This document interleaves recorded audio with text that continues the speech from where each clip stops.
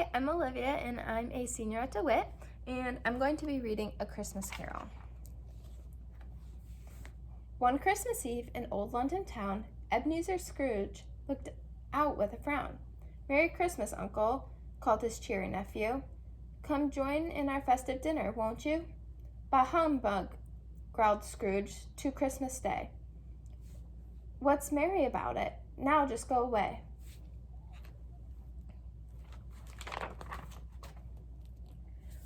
Poor Cratchit, his clerk, who worked hard each day, asked Scrooge, "Is tomorrow a holiday?"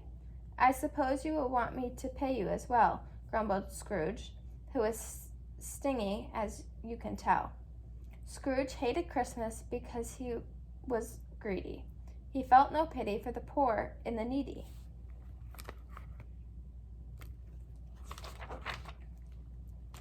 Later that evening, when Scrooge was alone, he heard rattling chains and a ghostly moan.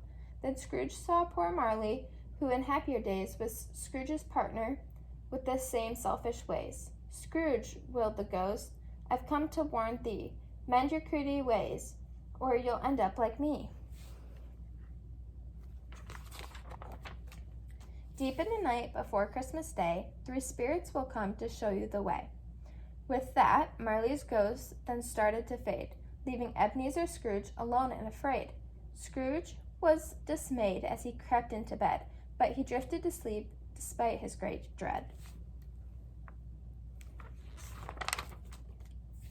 As the clock struck 1 on that freezing night, Ebenezer Scrooge awoke with a fright, and he blinked his eyes in the gloom, and an unearthly spirit appeared in the room.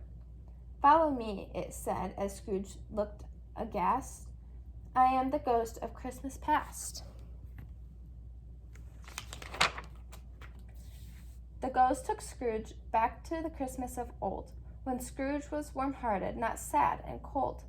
They saw Fan, his sister, and Fezziwig, his boss. "I was happy," gasped Scrooge, "not lonely and cross." And as Scrooge was shown each old Christmas Day, he cried, "I can't hear it, take me away." In the blink of an eye, Scrooge returned to his bed, and was met by a jolly spirit who said, "I am the good ghost of Christmas present. Follow me now to see something pleasant." In a flash, they were in Bob Cratchit's place, which looked very festive despite the cramped space.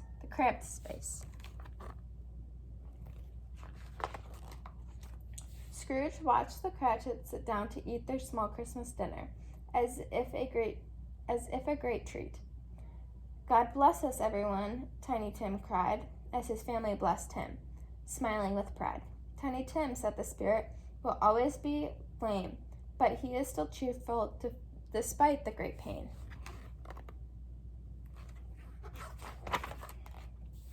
As the spirit departed, another took shape, a horrible creature in a hood and a cape. It spoke not a word and seemed to be dumb, as it was the ghost of Christmas yet to come. At the graveyard it showed Scrooge what lay ahead. Misery and sorrow, for Tiny Tim was dead.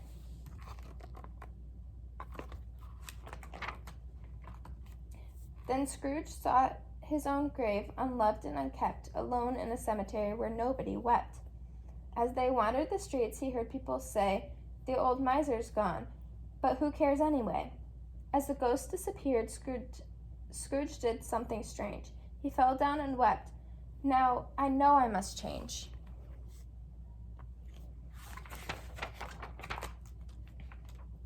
The very next moment, Scrooge woke in his bed.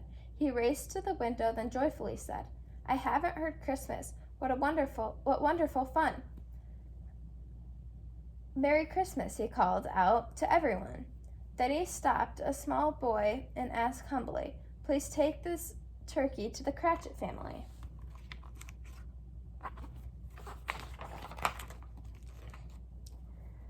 Then, handing out gifts, he tramped through the chill to call on his nephew and wish him goodwill. And so began a most wonderful day, full of laughter and joy, feasting and play. Scrooge had been taught, as we hoped he would, not to be stingy, but giving and good. that is it for that story. So thanks for listening, and I wish you a happy holidays.